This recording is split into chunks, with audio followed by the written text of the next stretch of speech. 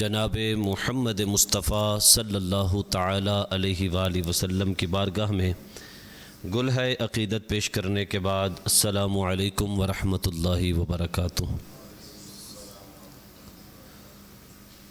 اللہ تعالیٰ کے پیارے حبیب صلی اللہ علیہ وآلہ وسلم سے صحابہ کرام نے پوچھا، یا رسول اللہ یہ قربانیاں کیا ہیں؟ فرمایا یہ تمہارے باپ ابراہیم علیہ السلام کی سنت ہے۔ انہوں نے اپنے بیٹے کی قربانی پیش کی، اللہ تعالیٰ نے قیامت تک کے لیے صاحب نصاب پر قربانی کا کرنا عید کے 3 دنوں میں واجب قرار دے دیا۔ اللہ تعالیٰ سے دعا ہے کہ اللہ تعالیٰ ہمیں بھی ہر سال اپنی راہ میں جانور قربان کرنے کی توفیق عطا فرمائے، اور جو قربان جانور ہم کریں اس جانور کو ہمارے لیے حشر کے دن ذریعہ نجات بھی بنائے، آمین۔ صاحب نصاب کون ہے؟ کیونکہ آج کا موضوع قربانی کے مسائل ہیں کہ جس سے ہم سیکھ سکیں کہ قربانی کس پر واجب ہے، جانور کیسا ہونا چاہیے، گوشت کی تقسیم کیسی ہونی چاہیے۔ تو یہ چند ایک باتیں آج آپ سے انشاءاللہ ذکر ہوں گی۔ صاحب نصاب، جب بھی لفظ صاحب نصاب بولا جائے گا تو اس سے مراد 2 طرح کے لوگ ہیں۔ 7.5 تولہ سونا اگر کسی کے پاس ہے، کتنا؟ 7.5 تولہ، تو ایسے بندے پر قربانی واجب ہو جائے گی۔ اور اگر اس کے پاس 7.5 تولہ سونا نہیں ہے، پھر دیکھا جائے گا کہ اس کے پاس 52.5 تولہ چاندی ہے کیا؟ کتنی؟ 52.5 تولہ چاندی۔ اگر 52.5 تولہ چاندی ہے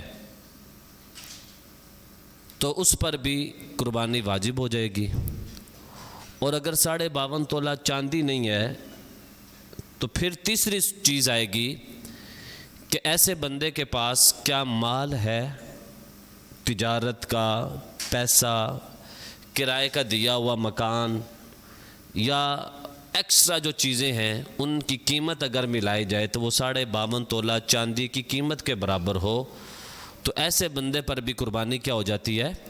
واجب ہو جاتی ہے۔ جیسے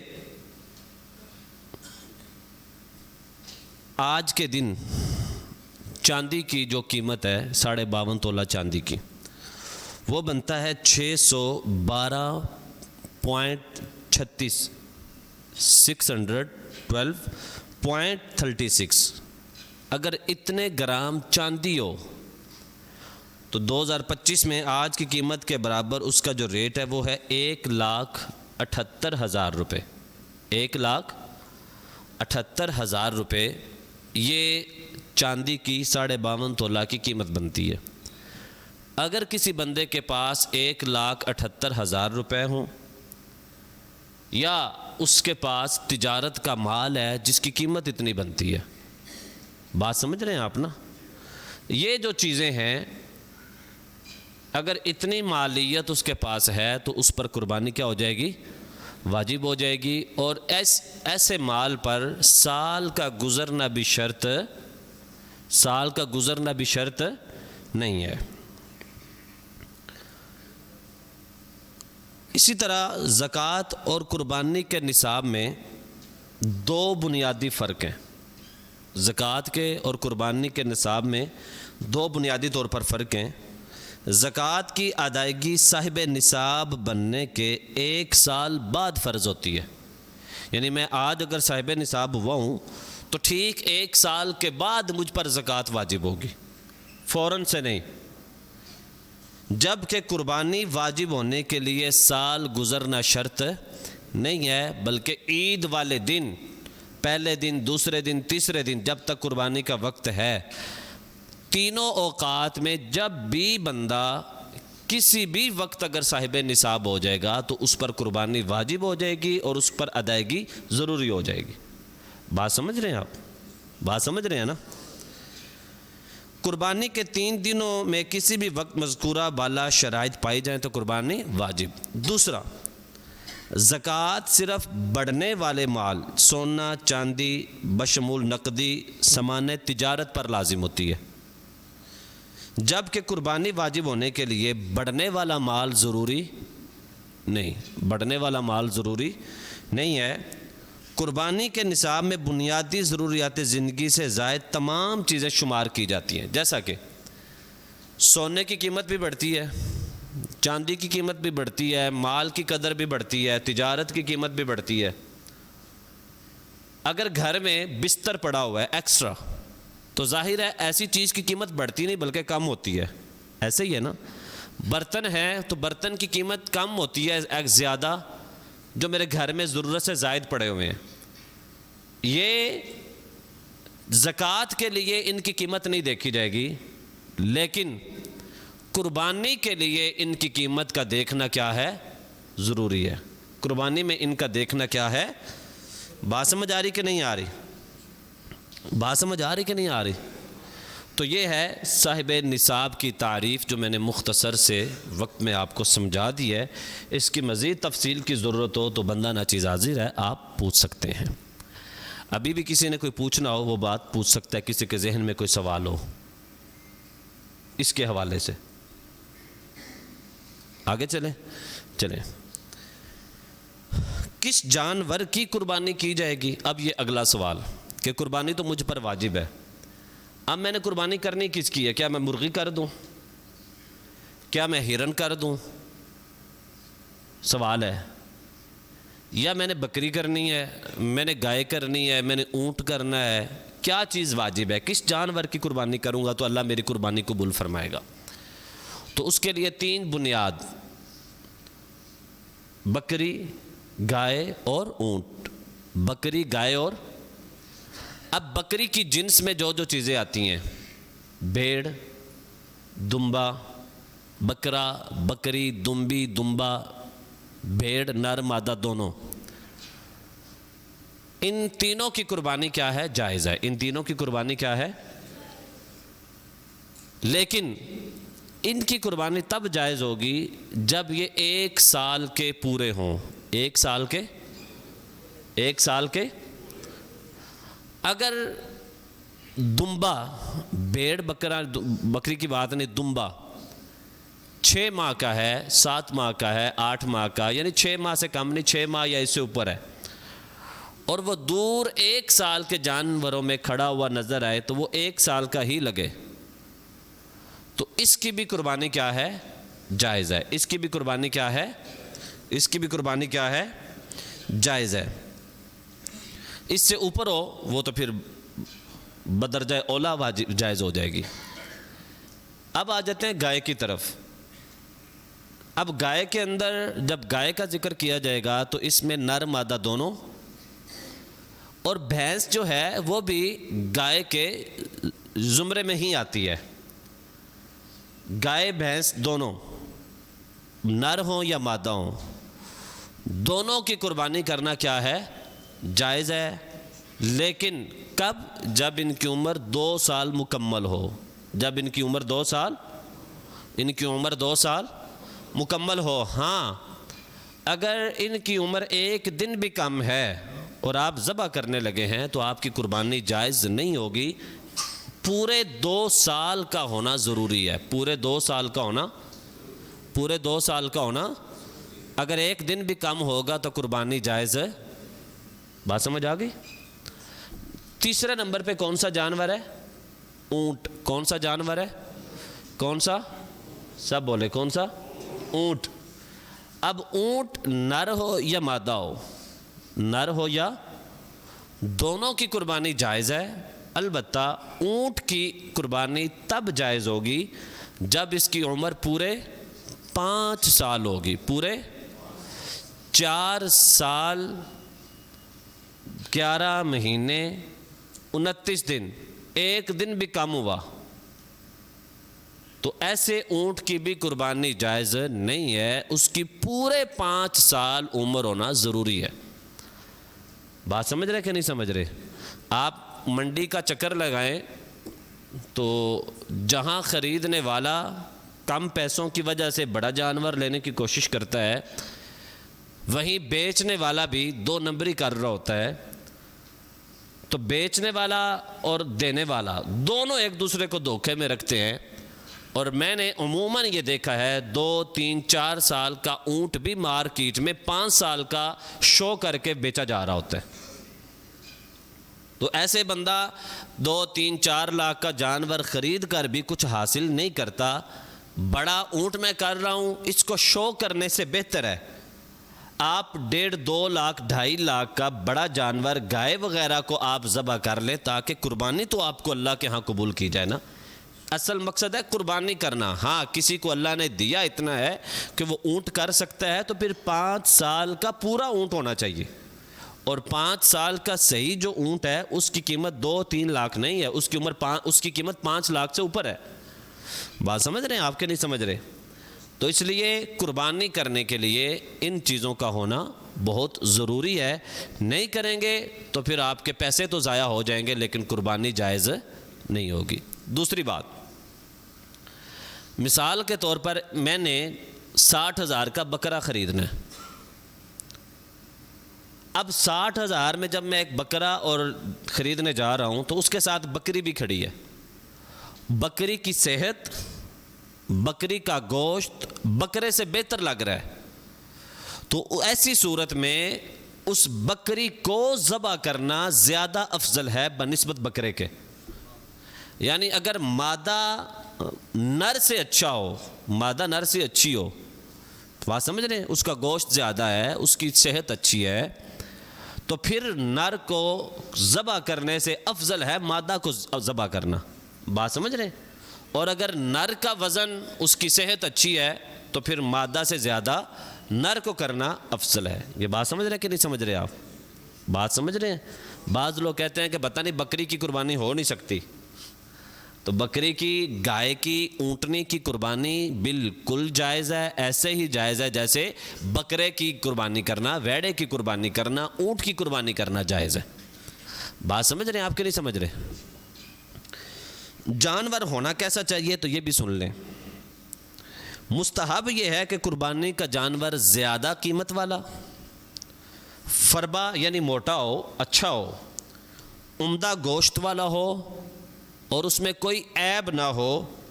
یعنی اس کے کان، آنکھ، ہاتھ، پاؤں، جسم اس کا صحیح سلامت ہو. تو ایسے جانور کو ذبح کرنا زیادہ افضل ہے بنسبت اس سے کم قیمت والا ہو، فربا نہ ہو، ہیلدی نہ ہو. بات سمجھ رہے ہیں آپ کے نہیں سمجھ رہے؟ تو اللہ کی راہ میں کون سا جانور زیادہ افضل ہے؟ جو ہر لحاظ سے اچھا ہو، قیمت میں، گوشت میں، خوبصورتی میں. تو ایسا جانور آپ اللہ کی راہ میں قربان کریں تو اس کا آپ کو اجر بھی زیادہ ملے گا. بات سمجھ رہے ہیں کہ نہیں سمجھ رہے؟ اسی طرح اس کے ساتھ ایک میں زمرے میں بات سمجھاتا چلوں. آپ نے حصہ شامل کرنے، ایک جگہ حصہ ہے 20,000، ایک جگہ 25,000، ایک جگہ 30,000. اب ظاہر ہے جس کی قیمت زیادہ ہوگی وہ اتنا عمدہ جانور ہوگا. تو آپ جہاں تک پہنچ سکتے ہوں، آپ 20 کی بجائے 25 والے میں حصہ شامل کر سکتے ہیں. تو آپ کوشش کریں کہ آپ 25 والے میں شریک ہوں، تاکہ آپ اچھے جانور میں شریک ہو کر اللہ کی بارگاہ میں آپ زیادہ اجر کے مستفیض ہو سکیں، مستحق ہو سکیں. بات سمجھ رہے ہیں آپ میری کہ نہیں سمجھ رہے؟ بیلیو سمجھ آ رہی بات؟ آگے تھوڑا بڑھتے ہیں. وہ جانور جن کی قربانی جائز نہیں ہے وہ کون کون سا ہے؟ لنگڑا، ایسا جانور جو خود چل کر قربان گاہ جہاں اس کو ذبح کرنا ہے وہاں تک نہ جا سکے، اس کی قربانی جائز نہیں. ایسا جانور جو کمزوری کی وجہ سے کھڑا نہ ہو سکے، جو کمزوری کی وجہ سے کھڑا نہ ہو سکے، ایسے جانور کی بھی قربانی جائز نہیں ہے. جو بیماری کی وجہ سے چارہ نہ کھائے، آپ اس کو چارہ پیش کرتے ہیں لیکن وہ چارہ کھاتا نہیں، بیمار ہے، تو ایسے جانور کی بھی قربانی جائز نہیں ہے. اندھا یا کانا، اور ایسا کانا جس کا کانا پن ظاہر ہو، اندھا ہے یا کانا ہے اور اس کا کانا پن انسان دیکھنا تو اس کو ظاہر ہوتا ہے یار یہ کانا جانور ہے، اس کی بھی قربانی جائز نہیں ہے. جس کے پیدائشی طور پر دونوں یا ایک کان نہ ہو. کان کا نہ ہونا عیب ہے، ایک کان نہیں ہے یا دونوں نہیں ہے، ایسے جانور کی بھی قربانی کرنا جائز نہیں ہے. بات سمجھ رہے کہ نہیں سمجھ رہے؟ ایسا جانور جس کا کان یا دم 1/3 سے زیادہ کٹی ہو. دم کہتے ہیں پوشل کو. دم تہائی کا مطلب کیا ہے؟ ادھر دیکھیں میری طرف، یہ میرا ہاتھ ہے، یہاں سے لے کر یہاں تک. اس کو میں اگر درمیان سے کروں تو یہ 2 حصوں میں تقسیم ہوگا، نصف نصف ہو جائے گا. اگر اس کو میں 4 حصوں میں ڈیوائیڈ کروں تو یہ 4 حصوں پہ ڈیوائیڈ ہو جائے گا. لیکن اگر اس پورے کے میں 3 حصے کروں، 1 2 3 1 2 3، اگر کسی چیز کو 3 حصوں میں ڈیوائیڈ کیا جائے تو اس کو کہتے ہیں تہائی. اس کو کیا کہتے ہیں؟ اس کو کیا کہتے ہیں؟ تہائی. اب جب بھی کہا جائے گا نا کسی جانور کا تہائی کان کٹا ہو، تہائی دم کٹی ہو، تو اکثر لوگ سوچ میں پڑ جاتے ہیں تہائی کا کیا مطلب ہے. تہائی کا مطلب ہے اس چیز کا تیسرا حصہ.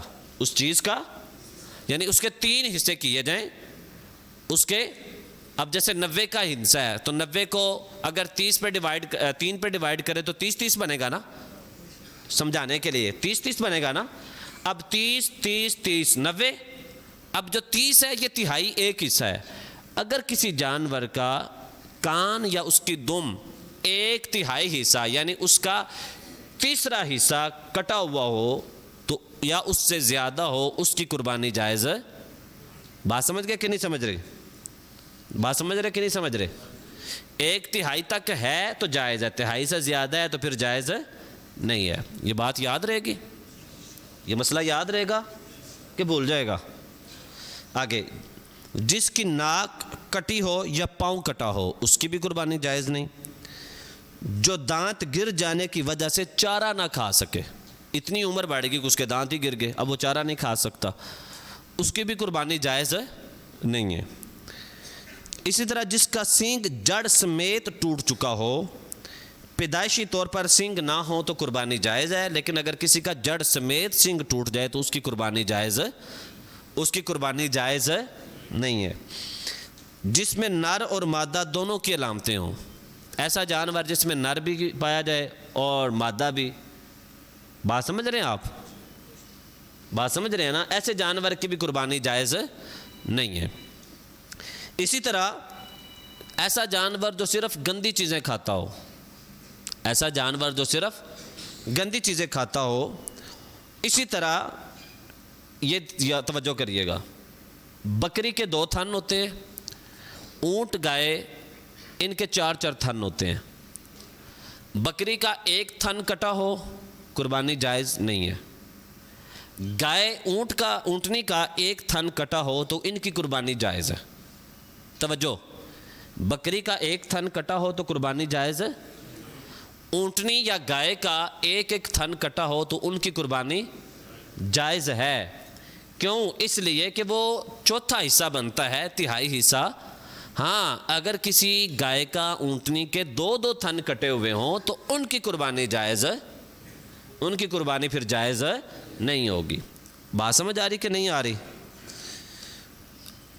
بعض اوقات تھن کٹا نہیں ہوتا، خشک ہو جاتا ہے، تو ایسا جانور جس کا 1 تھن خشک ہو جائے یا گائے اونٹنی کے 2 تھن خشک ہو جائیں تو ان کی بھی قربانی جائز نہیں ہے، ان کی بھی قربانی جائز ہے. بھائیو سمجھ آ رہی مسئلہ کہ نہیں آ رہے؟ اچھا، آپ میں سے کوئی یہ سوچ رہا ہوگا کہ اساں کیڑا قربانی کرنی ہے، کری صاحب دس دے رہنا اساں کیڑا کرنی، ساڑھے واسطے ضروری کوئی نہیں. مسائل سیکھنا ہر ایک کے لیے ضروری ہے، اور اللہ سے یہ دعا مانگے کہ مولا اس سال میں قربانی نہیں کر پا رہا، لیکن میں قربانی کے مسائل سیکھ رہا ہوں، آئندہ سال مجھے بھی کرنے کی توفیق عطا فرما. یہ دعا کر سکتے ہیں نا کہ نہیں کر سکتے؟ اور جب اس نیت سے آپ سنیں گے تو اللہ تعالیٰ آپ کو سننے کا، قربانی کی نیت کرنے کا اجر اس لمحے عطا فرما دے گا. وہ بات سمجھ آ رہی کہ نہیں آ رہی؟ بات سمجھ آ رہی ہے نا؟